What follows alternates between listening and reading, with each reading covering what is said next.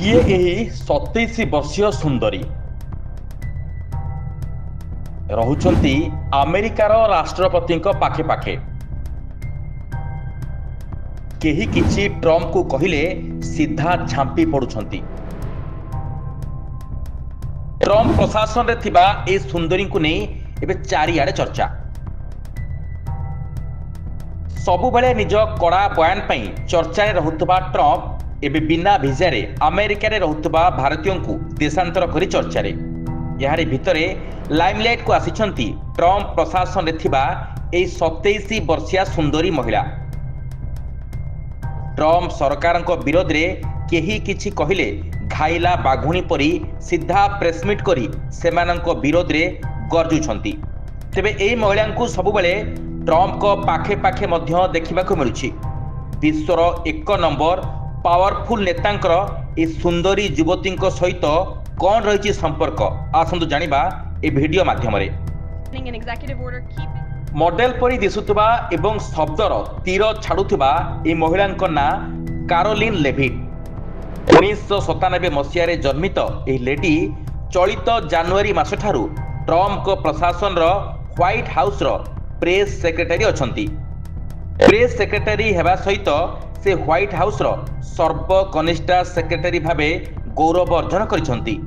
ପୂର୍ବରୁ ମଧ୍ୟ ସେ 2024 ମସିହାରେ ଟ୍ରମ୍ପଙ୍କ ନିର୍ବାଚନ କ୍ୟାମ୍ପେନରେ ନ୍ୟାସନାଲ ପ୍ରେସ୍ ସେକ୍ରେଟାରୀ ରହି ଆସିଛନ୍ତି।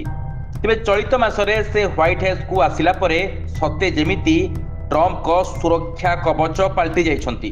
ମାନେ ଯେକୌଣସି ପ୍ରସଙ୍ଗରେ କିଏ ଟ୍ରମ୍ପଙ୍କ ପ୍ରଶାସନକୁ ଟାର୍ଗେଟ କଲେ ତୁରନ୍ତ କାରୋଲିନା ସେମାନଙ୍କୁ କଡ଼ା ଭାଷାରେ ପାଲଟା ଜବାବ ଦେଉଥିବା ଦେଖିବାକୁ ମିଳୁଛି। ନିକଟରେ ଡୋନାଲ୍ଡ ଟ୍ରମ୍ପ 45ଟି କାର୍ଯ୍ୟନିର୍ବାହୀ ନିର୍ଦ୍ଦେଶନାମା ଜାରି କଲା ପରେ କାରୋଲିନା ପାଖାପାଖି 1.5 ଘଣ୍ଟା ସମୟ ଧରି ଭାଷଣ ଦେଇଥିଲେ। ଆଉ ଏଥିରେ ସେ ଟ୍ରମ୍ପକୁ ସମ୍ପୂର୍ଣ୍ଣ ରୂପେ ସମର୍ଥନ କରୁଥିବା ଦେଖିବାକୁ ମିଳିଥିଲା। ଆମେରିକାରେ ଅବାଧ ପ୍ରବେଶ ଉପରେ ଟ୍ରମ୍ପ ରୋକ ଲଗାଇବା ପ୍ରସଙ୍ଗ ଉପରେ କାରୋଲିନା କହିଛନ୍ତି, ଟ୍ରମ୍ପଙ୍କ କଡ଼ା ନିଷ୍ପତ୍ତି ପରେ ଆମେରିକାରେ ପାଖାପାଖି 95% ଅବାଧ ପ୍ରବେଶ ବନ୍ଦ ରହିଛି। ତେବେ ରାଜନୀତି ବିଜ୍ଞାନରେ କ୍ୟାରିୟର କରିଥିବା ଏବଂ ହ୍ୱାଇଟ୍ ହାଉସର ଏବେ ସବୁଠାରୁ ପାୱାରଫୁଲ ଲେଡିଙ୍କ ବିବାହ ଜୀବନ ଉପରେ ଜାଣିଲେ ଆପଣମାନେ ନିଶ୍ଚିତ ଭାବରେ ଆଶ୍ଚର୍ଯ୍ୟଚକିତ ହୋଇଯିବେ।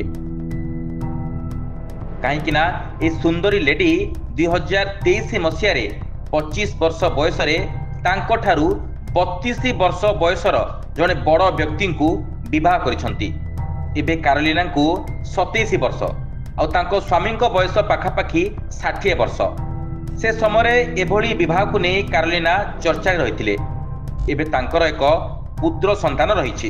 ତେବେ ସେ ଯାହା ହେଉ ଏବେ ହ୍ୱାଇଟ୍ ହାଉସର ୟଙ୍ଗେଷ୍ଟ ସେକ୍ରେଟାରୀ ତଥା ଟ୍ରମ୍ପଙ୍କ ସୁରକ୍ଷା କବଚ ଭାବେ ବେଶ ଜଣାଶୁଣା ହେଉଛନ୍ତି Karoline Leavitt. Bureau report, news alert 24x7।